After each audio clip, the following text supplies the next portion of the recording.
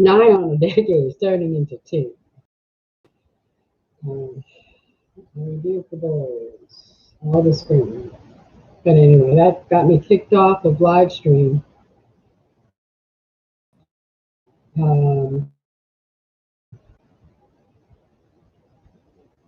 a mute expectancy so much. There was no air stirring. The flags on the towers and ramparts hung straight down like tassels. Wherever one saw a person, that person had stopped what he was doing and was in a waiting attitude, a listening attitude. We were on a commanding spot. And any stronger glasses? Clustered around Joan.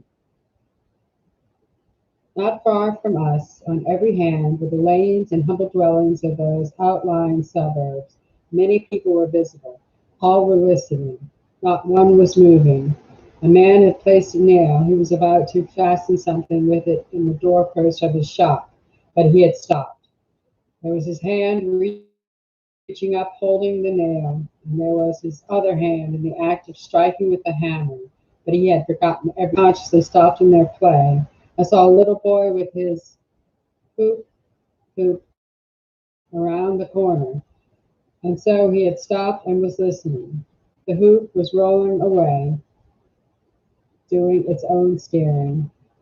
I saw a young girl, prettily framed in an open window, a watering pot in her hand.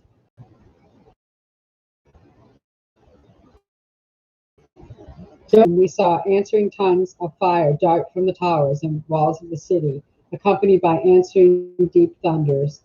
And in a minute, the walls and the towers disappeared, and in their place stood vast banks and pyramids of snowy smoke, motionless in the dead air. The startled girl dropped her watering pot and clasped her hands together for smoke and noise, and most exalting to one's spirits. The poor little town around about us suffered cruelly.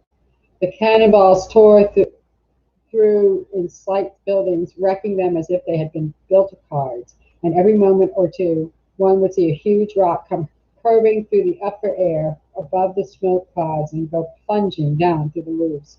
Fire broke out in columns of flame, and smoke rose toward the sky. Presently, the artillery concussions changed the weather. The sky became overfire, and gushes of white smoke in long rows, all standing out with a sharp vividness against the deep leaden, getting our position down finer and finer all the time. Presently, Joan pointed to it and said, "Fair Duke, step on," did as he was bid, but Monsieur de Lude rashly took his place, and that cannon tore his head off in a moment. Joan was watching all along for the right time to order the assault.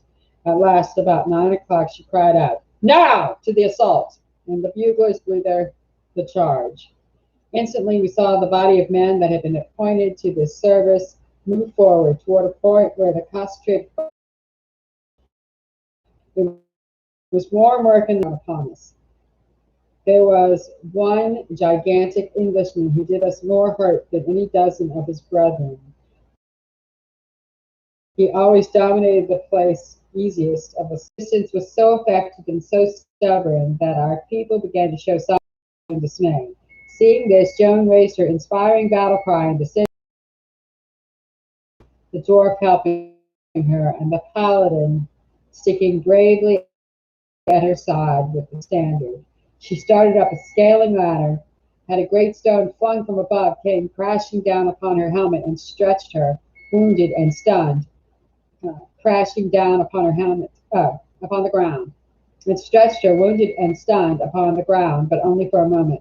The dwarf stood her upon her feet, and straightway she started up the ladder again, crying, "To the assault, friends! To the assault! The English are ours. It is our appointed hour." There was a grand